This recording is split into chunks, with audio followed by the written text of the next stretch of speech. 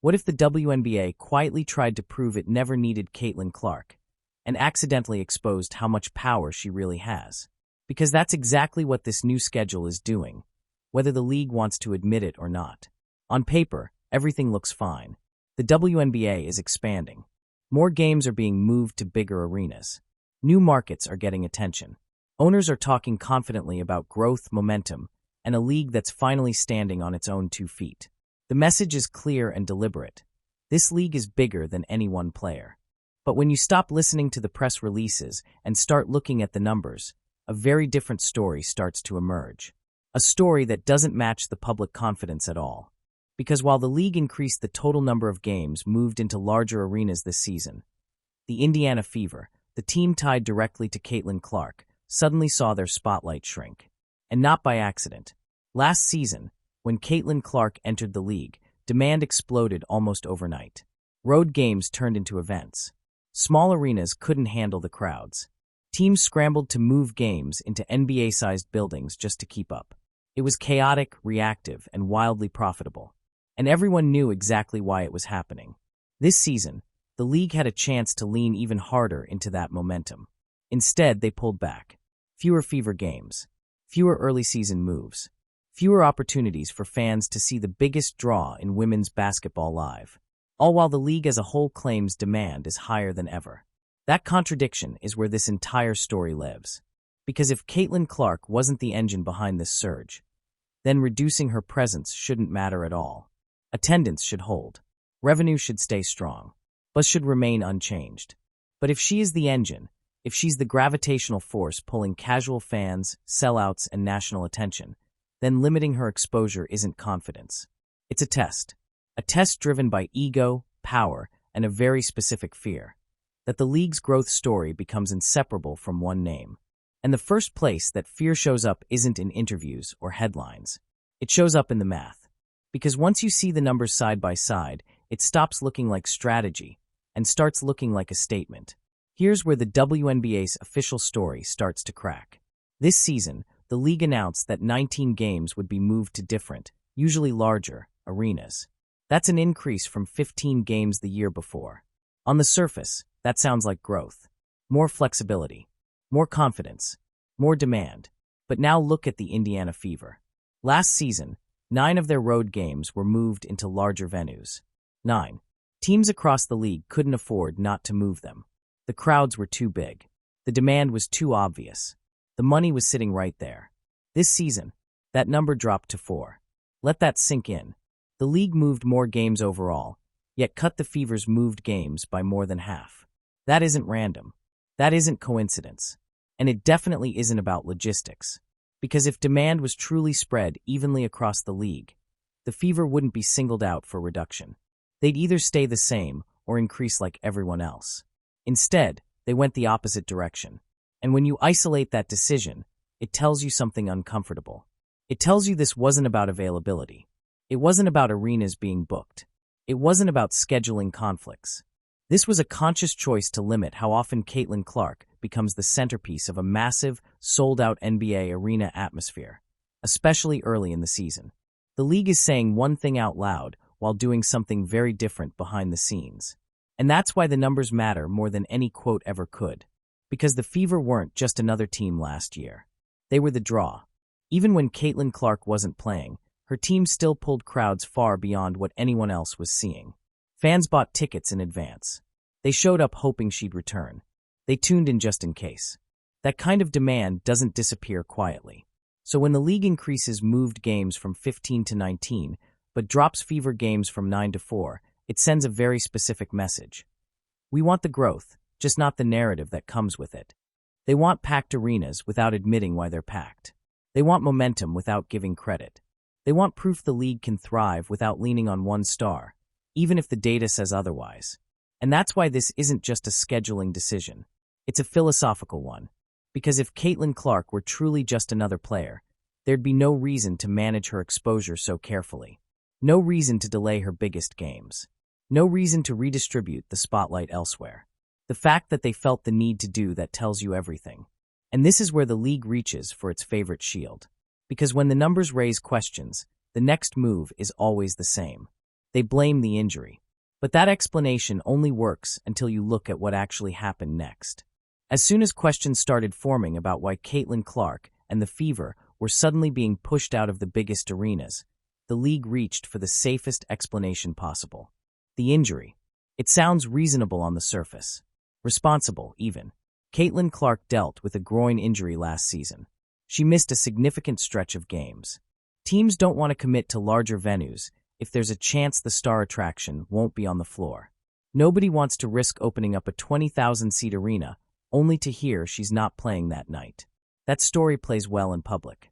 It frames the league as cautious, thoughtful, and player-focused. It shifts the conversation away from money and ego and toward doing the right thing. But the moment you examine what actually happened last season, that explanation starts falling apart. Because even after Caitlin Clark was sidelined, those moved games didn't collapse. They didn't half-fill. They didn't suddenly become undesirable. In many cases, they were already sold out long before her injury status was clear. Fans didn't stop showing up. And that's the part nobody likes to talk about. The Fever still averaged massive crowds on the road. Not just good crowds. Not just respectable numbers. They were thousands of fans ahead of every other team in the league. Even when Clark wasn't in uniform, people wanted to be there. They wanted to be part of the moment. They wanted to see what this team represented. That doesn't happen by accident. If the injury explanation were truly the driving force behind fewer moved games, then you'd expect teams to wait and see. You'd expect them to hedge cautiously but remain flexible. Instead, what we saw was a preemptive pullback, a decision made early, before attendance data, before season narratives, before demand could be measured again. That's not caution. That's control. And there's another detail that makes the injury excuse even harder to defend. Last season, Caitlin Clark appeared in only 3 of the 9 Fever games that were moved to bigger arenas. 3. Yet those games still delivered some of the highest attendance numbers the league saw all year. If her absence didn't kill demand then, why would it suddenly justify shrinking exposure now? It wouldn't, unless the concern isn't whether fans show up, but what story the league ends up telling if they do. Because here's the uncomfortable reality. Every sold-out arena tied to Caitlin Clark reinforces a narrative some people don't want amplified. A narrative that suggests the league's explosion wasn't evenly distributed. That it wasn't organic across all markets. That it wasn't inevitable. It suggests that one player accelerated everything. And that's where the injury explanation stops being about logistics and starts being about optics. By pointing to health concerns, the league gets cover. It gets to sound reasonable while quietly reshaping the landscape. It gets to reduce Caitlin's early season footprint without admitting it's testing something bigger. They want to see what happens when the spotlight dims. They want to see if attendance holds without leaning on her name. They want to see if the league can maintain momentum while dialing back the most obvious catalyst. And if it works, they get to say, "See? We told you this wasn't about one player." But if it doesn't work, they can always reverse course later. And that's the genius and the risk of this move. Because injuries don't explain why other teams saw their moved games reduced as well. They don't explain why the Fever's biggest stages were pushed deeper into the season. They don't explain why the league expanded arena moves everywhere else while shrinking them around the one team that reliably sells out anywhere. The injury explanation is convenient. But convenience isn't the same as truth. And the moment you look beyond health concerns, you start seeing the real tension underneath all of this. A tension that has nothing to do with Caitlin Clark's body, and everything to do with who gets credit for the league's rise. Because the loudest voices pushing back against her spotlight weren't talking about injuries at all. They were talking about recognition. And that's where this story really turns. Once the injury excuse starts to wobble, the real tension behind all of this becomes impossible to ignore. Because this was never just about availability or caution. It was about credit. As Caitlin Clark's impact grew louder, a parallel conversation started happening just as publicly, but in a very different tone. Owners, executives, and longtime league voices began pushing a very specific message. The WNBA's rise wasn't about any one player. The growth was inevitable. The momentum was already there. Caitlin Clark just happened to arrive at the right moment. On the surface, that sounds reasonable. Collective success is safer than star dependency. No league wants its future tied to a single name. But underneath that message was something far more emotional. Pride. Because if the league's breakout moment becomes synonymous with one player, it forces an uncomfortable rewrite of history. It suggests that years of slow growth, missed opportunities, and limited exposure were suddenly solved by a single catalyst. And for people who have invested decades into building the league, that's not an easy story to accept. This is where the "we don't need her" narrative starts to take shape. Not because Caitlin Clark isn't valuable, but because admitting how valuable she is shifts the balance of power. It reframes who deserves recognition. It changes who controls the story. And once that narrative started circulating, the scheduling decisions stopped looking neutral. Because reducing Caitlin's presence isn't just about reducing risk. It's about redistributing attention. It's about proving, or at least attempting to prove, that the league can command sellouts, viewership, and buzz without centering everything around one player. That's why the messaging became so deliberate. You started hearing phrases like, "the league is bigger than any individual." You saw pushback anytime Caitlin Clark received singular recognition. Awards, features, and accolades were suddenly framed as unfair to everyone else, as if spotlighting one player somehow diminished the rest. But here's the contradiction no one wanted to address. You can argue philosophically that a league shouldn't depend on one star, while still benefiting financially from exactly that dependency. And that's where the discomfort sets in, because the same people minimizing Caitlin Clark's role are the ones who saw the revenue spikes firsthand. They saw what happened when the Fever came to town. They saw the gate numbers. They saw the merchandise sales. They saw the national attention follow her team from city to city. You can't unsee that. So instead of denying her impact outright, the strategy shifts. You don't say she doesn't matter. You say she matters, but not that much. You reduce exposure just enough to test the claim. You pull back early season arena moves and watch the data roll in. If attendance holds, the narrative wins. If it doesn't, the math takes over. And that's why this isn't about Caitlin Clark demanding special treatment. It's about the league quietly challenging the idea that she's indispensable. They want to prove growth is structural, not star-driven. But the problem with that experiment is simple. Sports fans don't operate on ideology. They operate on emotion, familiarity, and moments that feel bigger than the rest. And Caitlin Clark represents all three. Which is why this credit war was always going to collide with financial reality. Because pride can shape messaging, but it can't override revenue forever. And that's where the conversation shifts from recognition to something much harder to ignore. The money.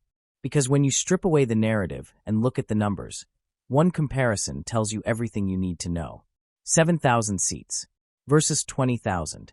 And once you see that difference, the "we don't need her" argument starts sounding very expensive. At a certain point, every philosophical argument in sports runs into the same wall. Money. You can talk about legacy. You can talk about collective growth. You can talk about not centering the league around one star. But none of that survives a hard comparison between two numbers that don't care about feelings or narratives. 7,000 seats versus 20,000. That's the gap this entire conversation keeps circling around. Most WNBA arenas sit in that smaller range. Intimate, loud, respectable. And for years, that's what teams planned around. That's what owners budgeted for. That's what success looked like in practical terms. Then the Fever showed up. When Indiana came to town last season, those buildings suddenly felt too small. Teams weren't upgrading arenas because they wanted better optics. They were doing it because they had to. Demand was spilling out of the doors. Secondary markets exploded. Fans who had never bought WNBA tickets before were scrambling for seats. And when games moved from 7,000-seat venues into NBA arenas that could hold nearly 3 times as many people, the difference wasn't subtle. It was transformative. That's not just extra ticket revenue. That's premium seating, corporate groups, concessions at scale, merch sales that don't stop at halftime, entire nights that suddenly look like major events instead of routine games.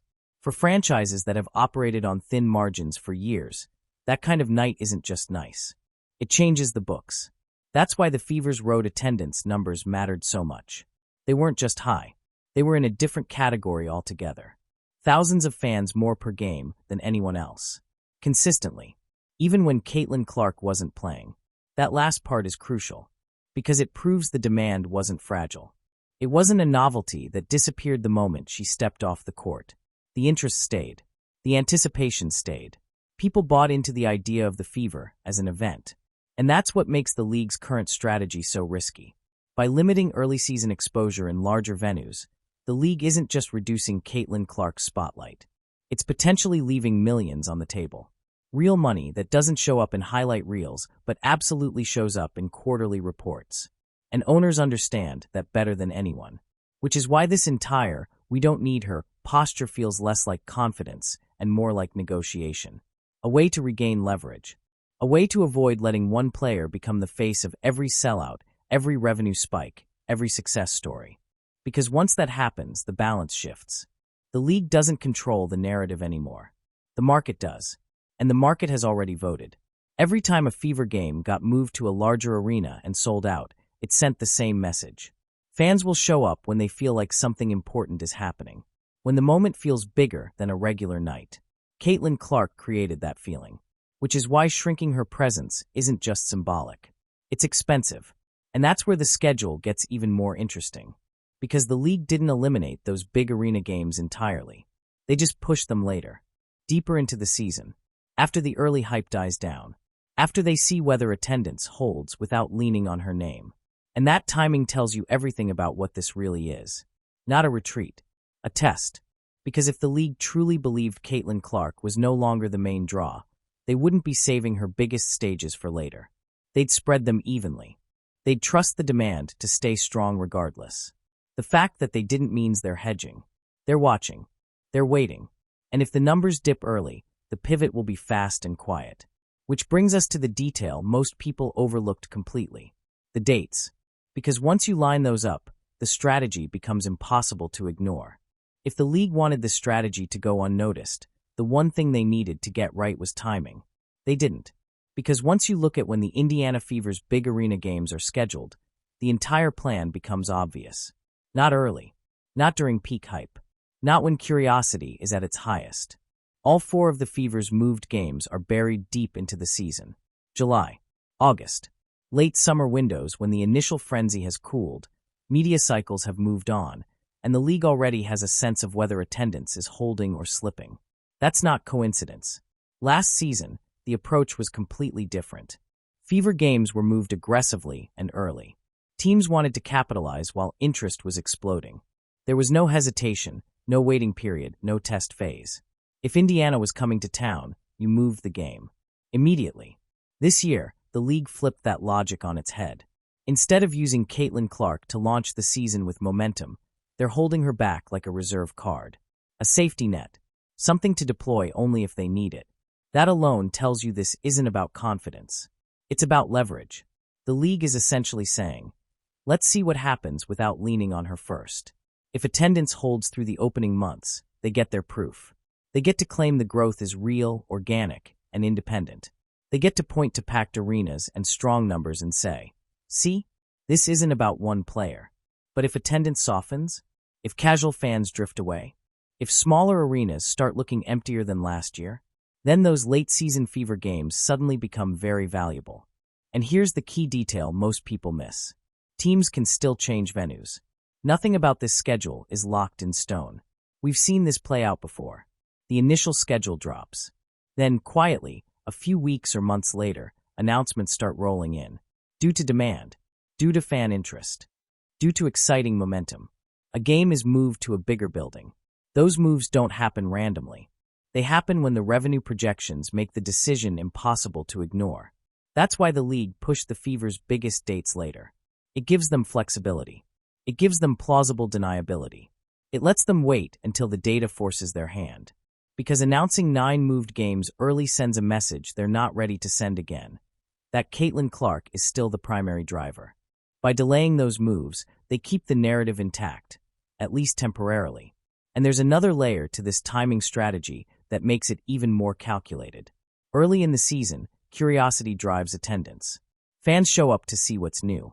They sample. They experiment. That's when the league wants to test whether it can stand on its own. Late in the season, loyalty and star power matter more. That's when casual interest fades and only compelling matchups keep people engaged. Saving Caitlin Clark for that stretch isn't an accident. It's insurance. If the experiment works, they don't need to cash it in. If it doesn't, they already have the solution lined up. And that's why this isn't just about Indiana or one player. It's about control. Control over the narrative. Control over credit. Control over when and how star power gets deployed. But there's one more factor quietly influencing every decision here. One that gives owners even more reason to delay commitments and keep their options open. It's not about attendance. It's not about hype. It's about uncertainty. And that uncertainty lives in a place most fans don't pay attention to until it's too late. The CBA. There's a reason this strategy could only happen right now. And it has nothing to do with Caitlin Clark. It has everything to do with uncertainty. Behind the scenes, the league and the players are staring down a collective bargaining agreement that still isn't settled. Timelines are unclear. Financial structures are being negotiated. And while fans see a clean schedule release, owners see something very different. Risk. Because from an arena's perspective, locking in dates months in advance isn't just about basketball. Those buildings are businesses. Every night matters. Every open date is an opportunity for something else. Concerts, tours, shows that guarantee sellouts with no uncertainty attached. So if you're an arena operator and the league can't fully guarantee how smooth the season will be, what do? You wait. You keep dates open as long as possible.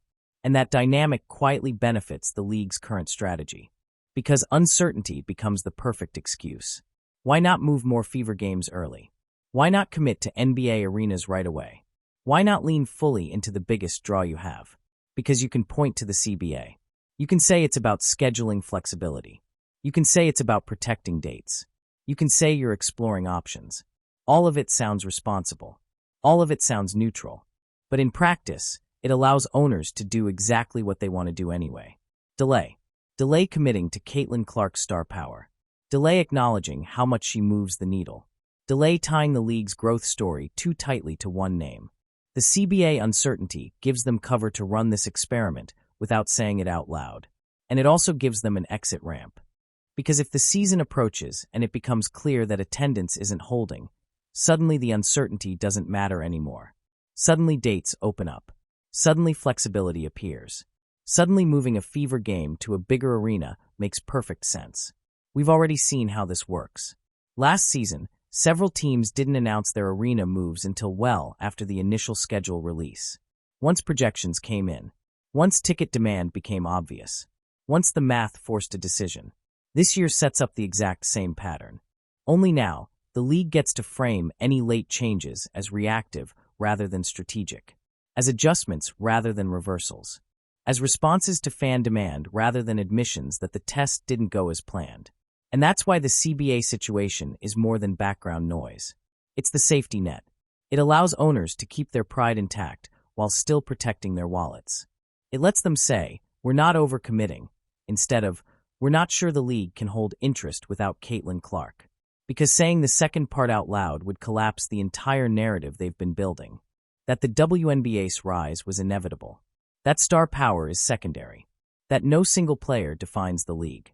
But uncertainty has a way of forcing honesty. And once the season gets closer, the conversation won't be about principles or messaging. It will be about numbers. Which teams are selling out? Which ones aren't? Which buildings look empty on camera? That's when patience runs out. That's when pride meets pressure. And that's when the quiet pattern we've seen before starts all over again. Late announcements. Sudden venue changes. Carefully worded statements about exciting demand. Because when revenue is on the line, narrative always comes second. And that leads directly to what happens next. Not publicly. Privately. In boardrooms. In revenue projections. In conversations owners don't put on record. The moment when the experiment either succeeds or forces a very quick course correction. If you've watched professional sports long enough, you start to recognize the pattern. It never looks like panic at first. It looks like patience. Owners say they're waiting to see how things develop. Teams talk about monitoring demand. The league insists everything is on track. On the surface, it feels calm, controlled, intentional. But underneath that calm is a ticking clock. Because once the season gets close enough that projections turn into reality, ideology stops mattering. Narrative stops mattering. What matters is what the seats look like. And that's when the quiet panic phase begins. It usually starts in late winter. February. March. Right around the time when ticket sales data becomes impossible to spin. When early excitement either holds or starts to fade. when internal reports stop using optimistic language and start using numbers instead. That's when owners compare notes. They talk to each other privately. They ask simple questions. How are sales looking? How did last year compare? What did you make when Indiana came to town? What does it look like this year without that early fever boost? Those conversations don't happen on social media. They don't happen in interviews. They happen quietly, between people who understand exactly what's at stake. And once those comparisons start, the pressure builds fast. Because last season set a benchmark that can't be ignored. Owners saw what a fever game in a big arena looked like. They saw what it did to revenue. They saw how much money a single night could generate when demand outpaced supply. So if this season starts softer, if attendance numbers flatten or dip, the experiment stops being theoretical. It becomes expensive. That's when the tone changes. Suddenly, concerns about injury risk soften.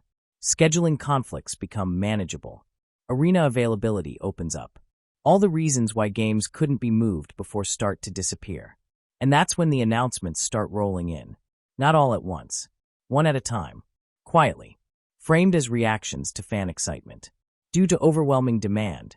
Due to increased interest, the language is always the same. But the meaning is clear. We need Caitlin Clark back in bigger buildings. Because no owner wants to be the one explaining why their team left millions on the table trying to prove a philosophical point. No one wants to be the case study for what happens when pride overrides profit. That's why this phase is inevitable. The league can posture early. Owners can talk about independence and growth and sustainability. But once the numbers start threatening the bottom line, those conversations end quickly. And here's the part that makes this entire situation so revealing. If the league truly believed it didn't need Caitlin Clark to maintain momentum, this panic phase wouldn't exist. There'd be no need for late adjustments.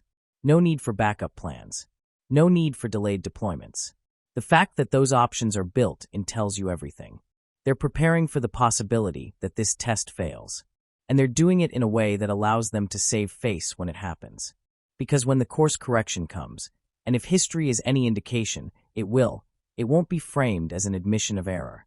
It'll be framed as a response to success.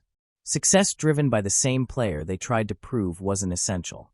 And that's the irony at the heart of this entire situation. The league wants to show it doesn't rely on Caitlin Clark, while quietly keeping her in reserve just in case it does. Which brings us to the real question this season is designed to answer. Not publicly, but financially. Can the WNBA actually sustain record attendance without leaning on the star who brought millions of new eyes to the product? Or did they just mistake momentum for permanence? That's the experiment. And it leads directly to the most important section of all. Because what they're really testing isn't Caitlin Clark. They're testing the audience. Here's the part the league will never say out loud.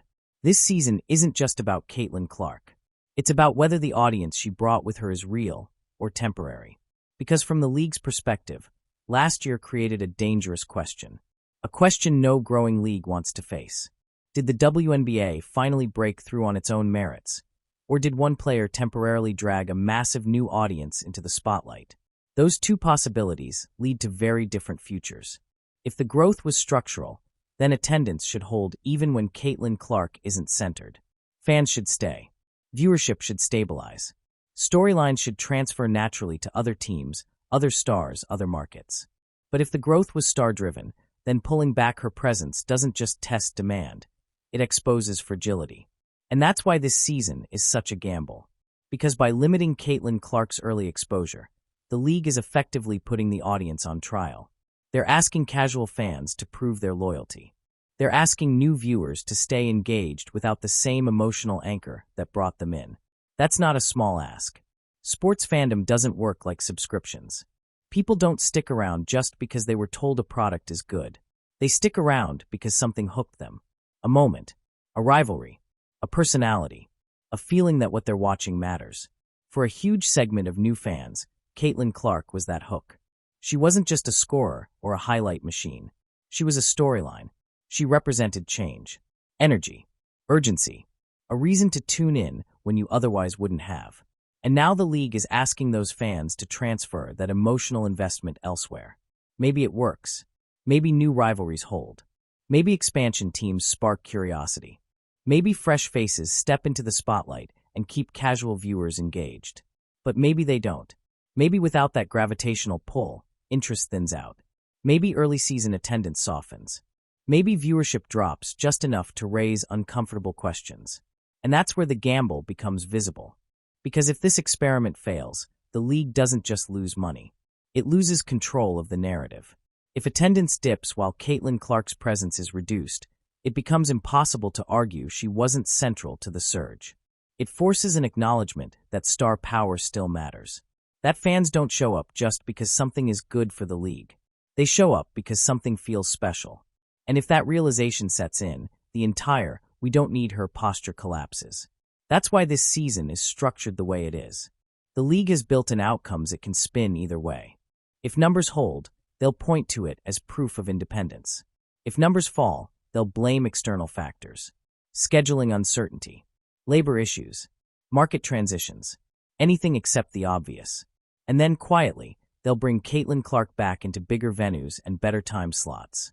Because the one thing they can't afford is a clear before and after comparison that tells the story too cleanly. Which is why this isn't just a test of fans. It's a test of credibility. Because once people start connecting attendance drops to star absence, it's hard to unsee. And that leads directly to the final question hanging over this entire situation. Not whether Caitlin Clark is important, but whether the league is willing to fully accept what that importance means. So here's where everything comes together. This season isn't going to be decided by press releases or talking points. It's going to be decided by empty seats, or the lack of them. Because at the end of the day, the question was never whether Caitlin Clark is talented. That was settled long ago. The real question was whether the WNBA could afford to act like she wasn't essential. Right now, the league is trying to have it both ways. They want the credibility of independence. The idea that the WNBA has finally reached a level where no single player defines its success. But they also want the financial security that comes from one player consistently turning regular games into must-see events. So they compromised. They limited Caitlin Clark's early season exposure. They reduced the number of fever games in massive arenas. They pushed the biggest stages deeper into the calendar, all while quietly keeping the option open to reverse course if the numbers demand it. That's not confidence. That's hedging. Because if this experiment truly works, if attendance holds, if viewership stays strong, if fans remain just as engaged without Caitlin Clark front and center, then the league will celebrate it loudly. They'll point to the data and say, "This proves what we've been saying all along." But if it doesn't work, if attendance softens, if buzz fades, if early season games don't feel the same, then everything changes. Those late season fever games suddenly become pressure valves. Arena moves quietly reappear. The narrative shifts. And the same league that downplayed Caitlin Clark's importance starts leaning on her impact again, without ever admitting that's what's happening. Because here's the truth no one wants to say directly. The Caitlin Clark effect is already proven. The numbers already exist. The revenue already happened. What's being tested now isn't her value. It's whether the league can afford to ignore it. And professional sports history tells us how this usually ends. Pride lasts until it costs too much. Narratives last until spreadsheets disagree. When the difference between selling 7,000 tickets and 20,000 tickets becomes real money lost, philosophy takes a back seat. So watch the next few months carefully. Watch which games suddenly need bigger venues. Watch when those announcements happen. Watch how quickly the reasoning changes. Because the gap between what the league says publicly and what teams do privately is going to tell you everything. This season will either prove the WNBA truly doesn't need Caitlin Clark to sustain its momentum, or it will quietly confirm that she changed the league more than anyone wants to admit. And if you want to stay ahead of those shifts, the ones that don't make headlines until after the fact, make sure you're subscribed. Because when the next schedule changes drop and the real story starts coming out, you're going to want to understand why they happened, not just what happened. Now I want to hear from you. Do you think the WNBA is making a smart long-term play by testing life without leaning on one star? Or are they risking millions just to prove a point? Drop your take in the comments. And if you're watching closely this season, you already know this story is far from over.